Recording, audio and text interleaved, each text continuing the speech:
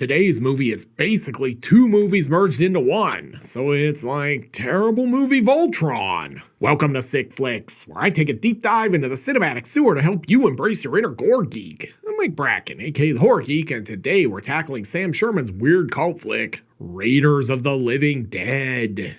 Released in 1986, Raiders of the Living Dead has a more interesting backstory than anything that actually happens on screen. Back in the 80s, Brett Piper directed a low-budget zombie flick called Dying Day. Sam Sherman then bought the rights to distribute it, then decided to tinker with it by shooting new scenes, adding new plot elements, and so on. His version was eventually released as Raiders of the Living Dead, and he gave himself a director's credit. But it's really a Piper-Sherman co-production, even though they never actually worked together on the film. And really, if I were Piper, I'd probably want my name off this thing. But enough about that. Can Raiders of the Living Dead eat enough brains to earn a coveted 5 barf bag rating? Let's get to the gore and find out. But before we get into the movie, let's talk about the sponsor of today's video, Raid Shadow Legends. As a lifelong gamer, I've been hooked on turn-based RPGs since as far back as I can remember. While many enjoy these games for their stories, I'm drawn to the combat mechanics, where battling monsters to level up and unlock new abilities is the ultimate thrill. There's nothing quite like building a game-breaking team of characters for me. And look, I get it. You've seen a billion raid spots on YouTube, and yet there are still a lot of weird misconceptions about this game. I'm going to address a few of the most common ones here, so maybe I can persuade you to actually give the game a shot and download it using the link in the description or using my QR code here on the screen. The biggest and most common issue I see when talking about Raid is that it's pay to win, and while you can certainly spend your real dollars in Raid to speed up progression, it's absolutely not necessary. How do I know? Because I've done it. I've leveled a character to endgame manually without spending a penny of my own money doing it. I just showed up every day, went through dungeons, collected login rewards, and kept playing. Raid gives you plenty of free items along the way to keep you going. Paying real money speeds up the process, but there are plenty of players at endgame who got there by just playing the game. Another complaint I see is the game lacks depth and variety. While Raid certainly is primarily focused on random battling, it gives you a wide range of options in how you fight. Raid offers up player versus environment battles, player versus player arenas where you can see how you stack up against other humans, clan battles, and more. Plus, the game has over 800 heroes to test out, meaning you can keep things fresh and interesting as you build the perfect teams for any situation. Beyond that, Raid released the Cursed City last year, adding even more things for players to conquer. I get being skeptical of free-to-play games at this point. I was skeptical about Raid when they approached me the first time. However, after actually trying the game out, I've come to really like it. The graphics are stunning, the combat gameplay loop is satisfying, and it's a game I can play at home or on the go. And believe me, it's great to play on my phone while I'm waiting on the doctor's office or while getting my oil changed. At this point, most people have their minds made up about Raid, and that's cool. But if you're on the fence or just curious about what the game is about, download it using the link in the description or using the QR code here on the screen. If you use my link, you'll get Epic Heroes Lightsworn and, upon reaching level 15, Juliana for free. Thanks again to Raid Shadow Legends for sponsoring today's video. And now, let's get bloody. We fade in on this production card. Independent International. Not even sure that makes sense. Oh yeah, here comes the unforgettable theme song. Hear the footsteps, noises in the night. Something's burning, fire burning bright. Any thoughts on this track's quality, Ian Sarah? It stinks. Oh god, did my edibles just kick in? Raiders of the Living Dead. It's like they wanted to rip off Raiders of the Lost Ark and Romero at the same time. Starring Scott Schwartz, who some of you will remember from The Toy, but more of you probably remember from his starring stint in New Wave H-Word Volume 5. Don't act like you guys didn't see it. I know you guys are pervs. This movie might have killed Robert DeVoe's career. He did this part in 1986 and didn't appear in another film until 2001. Here's Bob Allen, who had a long career in a lot of B-movies. This was his last role. Introducing Bob Sacchetti, is this Italian horror scriptwriting AI Dardano Sacchetti trying to convince you he's American? No, but it would be funny if it was. Special guest star Zita Johann. Astute horror fans will remember her from Universal's 1932 version of The Mummy. This was also her final feature film. God, imagine having Raiders of the Living Dead as the final film on your resume.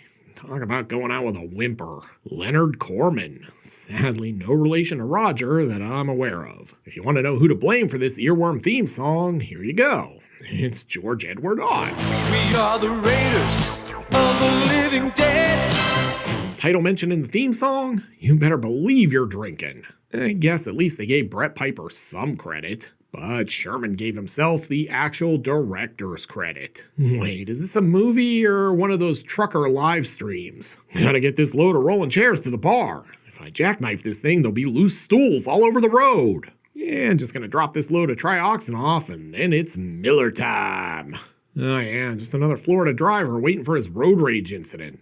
Drive slow in the left lane, I dare you. See, he's already tailgating him. And we're clearly in the red light district. Oh yeah, that's definitely trioxin. Joke's on this dude, because he's about to break into a truck carrying the contents of someone's septic tank. Oh, this is like that time Homer and Bart pulled the grease heist on The Simpsons. Come on, movie, focus. All officers, please respond. We're getting reports of a septic truck hijacking on the 405. Proceed with caution. This could be a shitty situation. Really, this is sort of like Duel, if Duel sucked. Man, what a thrilling opening. From the credits straight to the slowest chase since OJ and the Bronco. Go get a CDL, they said. Trucking's a great career, they said. Thrill as we have a near miss. Hey, watch where you're going, asshole. Phew, we lost them. Okay, let's just watch them drive out of frame. I mean, why not? Cameraman's like, hey, you left me back here. 3M, building a better tomorrow through technology.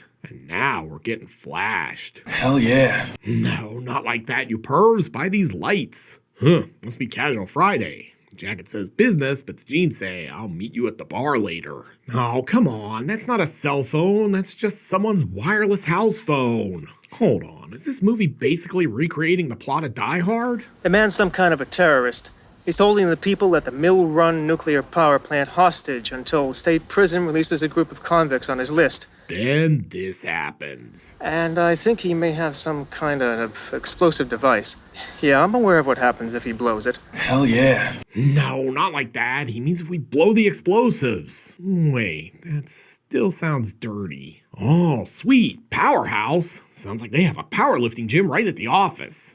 That's handy. Dynamite. We'd love to help you, but we're a little tied up right now. This guy looks like Tom Snyder in need of a haircut. Do you kids even remember American TV personality and host of The Late Late Show, Tom Snyder? Christ, I'm old. Don't worry though, Michael Winslow from Police Academy is here to save the day and make crazy noises. Death to Videodrome. Long live the new flesh. Hey, don't tase me, bro. Really, some top-notch acting here. Somewhere Shatner is telling this dude to tone it down. I love that this cop runs in to take him into custody, but leaves his pistol right in his waistband. Dude's trying to shake it off like this is a Taylor Swift song. That joke's sure to be a magnet for the easily triggered. See? Told you leaving him with the gun was a mistake. This lady is thinking some deep thoughts. If I decide that I'm indecisive, which am I? Decisive or indecisive? Winslow's still on the case. I'm outgunned, but if I make a bunch of machine gun noises, he'll think we have him surrounded. But all he gets for his troubles is a heaping helping of Pimp Fist. Action music.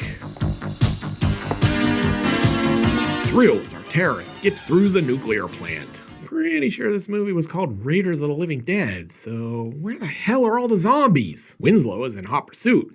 I bet he's gonna do the bit where he pretends he's dubbed like a bad kung fu movie here. And now the music sounds like a budget Goblin track.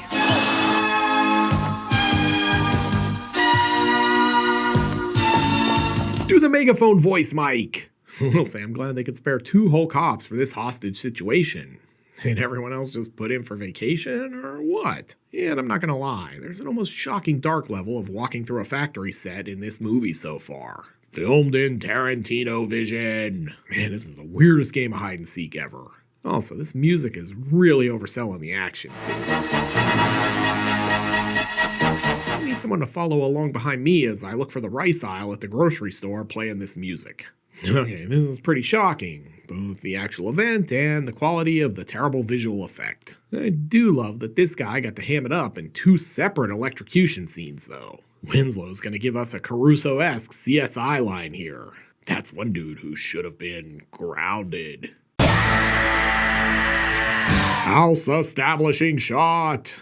Hey, it's Scott Schwartz. Gramps is like, you can live here as long as you want, but stop drinking all my Ensure. Turns out Gramps has all kinds of problems too. I took my laser disc player back to the video store today, and they wanted to charge me $175 to fix it. The fact this old guy owns a laserdisc player is stretching my willing suspension of disbelief to the breaking point. House establishing shot. Well, he's dead, but this trend should liven him right back up. Just gonna crank up the volume on this Slayer to set the mood. Random, meaningless numbers. Science, bitches. It's alive. Live look at me modding my Xbox. Looks like there's some screwing happening here too. Hell yeah. No, I mean he's using a screwdriver. Oh yeah, the mod chip goes right here on the circuit board. Clearly Scott had big plans for the weekend. Taking apart a laserdisc player is what all the cool kids do on a Friday night. Oh hey, needle nose pliers. You can use those to find your dick later. Takes me right back to junior high every time. I'm not sure if this is a movie or a DeVry Institute computer repair course right now. No, not the blue one. That's the one that sets off the bomb. This music sounds like he's about to run out of time in a Super Mario Brothers stage. Scott, are you building a homemade interocitor in here again? How many times do I have to tell you? Now it's time for another great moment in horror film acting. A new death rate. I want to rule this block. All right. Let's stop at the corner. My parents still think they're running our house, okay? Look, Michelle, this really isn't funny. Stop the voting. This year's Oscars are settled. Huh, just like that crappy Wallflowers song. Hopefully they're driving out in search of some zombies. Oh good, new characters. The ones we have suck, so maybe these ones will be more interesting. Hey, look, all I know is what I've been told. That Eskimo beaver is mighty cold? Man, I can finally write a Full Metal Jacket joke off my bucket list. I think this guy might need new headlights. Jesus, this whole thing is shot like an episode of Cops. Ava calling! Do you think we need some lights for this scene? Nah, it's fine. Hey, is it finally a zombie? Only took us 23 minutes to get a zombie in a movie called Raiders of the Living Dead. Wait, who the hell is this guy? I'm so confused right now. At any rate, someone's moving up the corporate ladder. Now he's running like this is a Flock of Seagulls song. Oh, hi there. Uh-oh, looks like someone's got gas. Literally. Oh yeah, this dude is on fire like that Pointer Sisters song. Weird place for a weenie roast, but whatever. Say what you will, but this dude definitely has the hot hand. Oh, stop, you're gonna flood it. I think we already did the Incredible Melting Man. Oh shit, it's a stealth and escort mission. Those are the worst. Where's the money, Lebowski? By God, he's locked into Sleeper Claw. Look, that's a good JR. I don't care what anyone says. Country roads, take me home. God, I hate that song. And yeah, I've definitely stumbled home like this after a night of drinking. Sorry, lady. Rule is, if you run over a homeless drunk guy shambling down the street, you have to take him home. And you may ask yourself, how did I get here? House establishing shot. I have no idea what's going on in this movie, but I like that we're at least establishing a lot of different houses so far. Jesus, she runs him down, brings him home, and makes him breakfast. What a good Samaritan. Hell, she might be a great Samaritan. God, respect her personal space movie. Focus. Why is this movie suddenly obsessed with shooting everything in extreme close-up? William Pratt used merchandise. Very clever movie. If you didn't know, William Pratt was the real name of Boris Karloff. I thought this was a gun shop, once with the purses and weird belts. Oh God, it's now a Fox News segment. He's got a right to protect his home. Not anymore, he doesn't. Not with all these liberals all over the place infiltrating the government. Oh man, the triggered comments are going to be super great this week. Fox News joke and a Taylor Swift mention. I love that they just basically wrapped his sawed-off shotty in a brown paper bag like it was a bottle of hooch. All right, I'm ready to go postal. House establishing shot. Why, yes, I guess I can just be in this scene in your movie, Mr. Sherman. I'm not doing anything important. Oh God, she's shooting our reporter guy down. Be careful, he's got a gun, lady. And you seem like a really nice guy. But I just don't want to get involved with anybody right now, okay? Extreme close-up.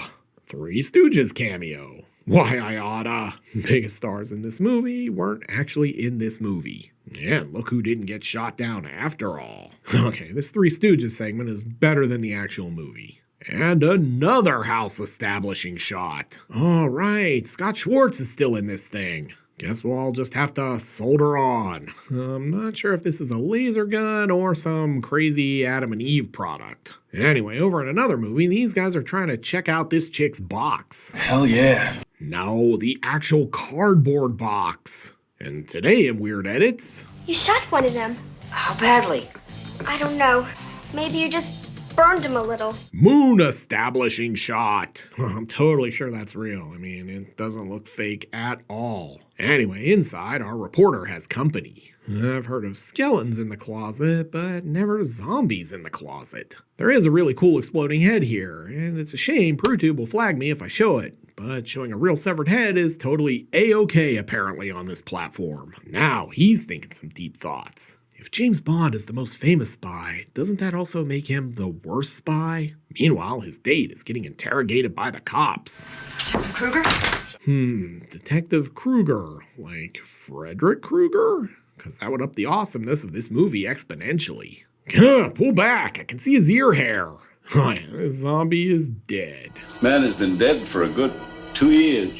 Well, yeah, but he's still dead. So basically, our main character just gets randomly picked up by Samaritans, then crashes at their pad until they agree to date him or kick him out. This time, it's Scott Schwartz's grandfather. Oh great, Gramps has brought home another drunk hobo. Back at the precinct, Detective Kruger has a call. Yes, Commissioner Gordon, this does sound like a case for Batman. Anyway, Randall's girlfriend is off to find him. Weirdest driving music ever. You're listening to Kenny G on WJZZ, where we're sexy and we know it. Stephen King tries to hitch a ride. And more Three Stooges. I'll allow it because it's the only interesting part of this movie so far. Look, I was trying to get out of town before you found out about my raging case of ED. I mean, I live on Viagra. But he's finally gonna tell her what's going on. I know it sounds crazy, but I think somebody's found a way to bring dead bodies back to life. Lance Henriksen, any thoughts on this? That's the stupidest fucking thing I ever heard. House establishing shot.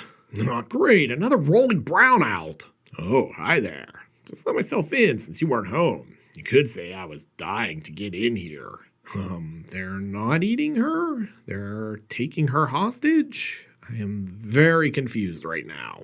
God, I'm not sure if this is a movie or I'm just having an acid flashback. Oh, fantastic. Now it looks like an Uli Lamel movie. But it turns out this is all just football practice. Woohoo, school's out! This is the best time of the day because it's the longest span of time before you have to go back to school again. Who framed this shot? I haven't seen this many chopped off heads since the French Revolution.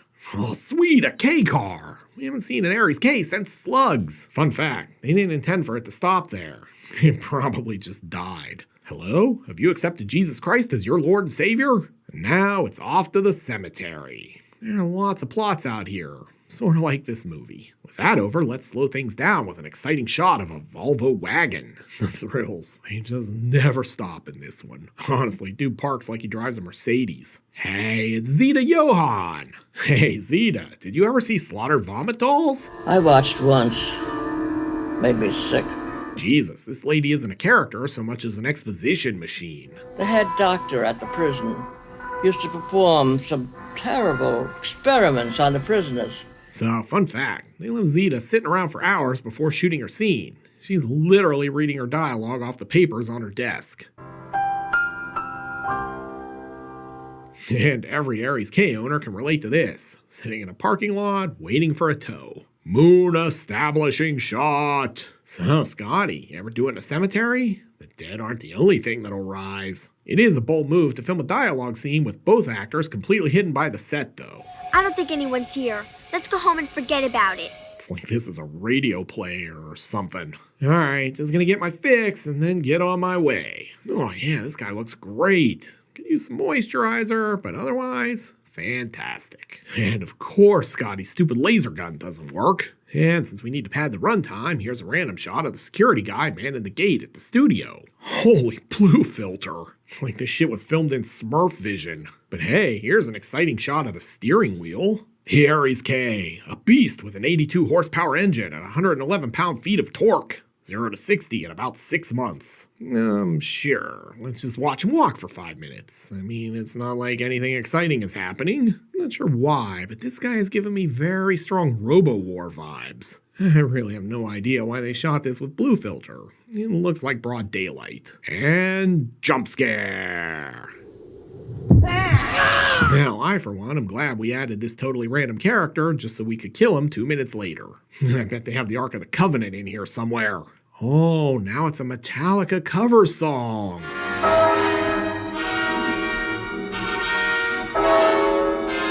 Not gonna lie, this is the weirdest version of the Hunchback of Notre Dame ever. And the dead shall rise. I wake up stiff in the morning, too. Hell yeah. No, not like that. I mean with my limbs and joints. Mold. Hey, remember when that guy was going to blow up the plant at the beginning of the movie? I wonder what happened to that plot line. And while we're remembering things, remember the reporter's Good Samaritan girlfriend? Turns out she's still in this movie. Seems like she's been a little tied up, though. And great, Grandpa brought a bow to a zombie hunt. Meanwhile, we get this big reveal. It's Dr. Kapek, the coroner. He's behind all this. I can't believe it. Oh, Dr. Kapek, a character we've hardly seen. Fantastic writing, guys. Chef's kiss. But hey, he is here to have his Scooby-Doo villain moment. Look, I know this is basically 2 different movies spliced together, but honestly, it feels like 15 sets of random scenes at this point. Ah yeah, the 80s. You'd send your kids out alone with their totally untested laser guns to fight zombies. Just be home before 10. Scotty's like, I was in the toy with Richard Pryor and Jackie Gleason. No idea how my career derailed so badly I wound up in this movie. And time for the pew-pew! Somehow, this movie has managed to make even zombies boring. God, it's like laser tag. The kids probably gave Gramps grief for using the bow. Hopefully he told them not to knock it until they tried it. And I guess we're just gonna shamble on over to the climax. Please, whatever you do not run away from us. We're very slow. Oh no, I'm trapped! Great, now it's his turn to play laser tag. Oh my god, I am so bored right now. Just like shooting fish in a barrel, or zombies in an atrium. And we saunter over to another climax. Yeah, he got disarmed by a guy standing just out of frame. Top-notch work, guys. Look at these two, they're like, that was the climax? Seriously? And I'm right there with you. But the good news is we can just pad the runtime a bit with the crappy theme song and a dead zombie montage. Cue credits. So, what have we learned from Raiders of the Living Dead? Well, for starters, that you can splice together 2 crappy movies and make an even crappier movie. It's no exaggeration to say Raiders of the Living Dead feels like a movie that was improvised on the fly. Not much here makes sense, and it meanders all over the place before arriving at a climax that's so dull I'd have rather watched golf. But enough about that. Can Raiders of the Living Dead raise enough corpses to earn a coveted 5 barf bag rating?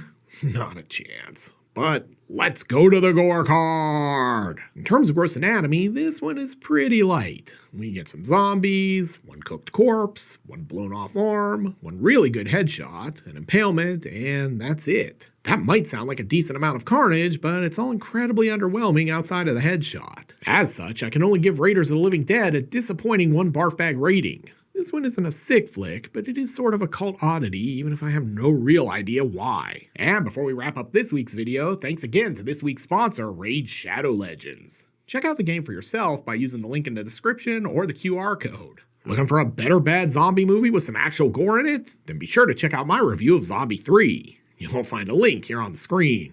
I'll meet you over there. Until next time, I'm Mike Bracken, aka the Horror Geek, bringing you all the splatter that matters.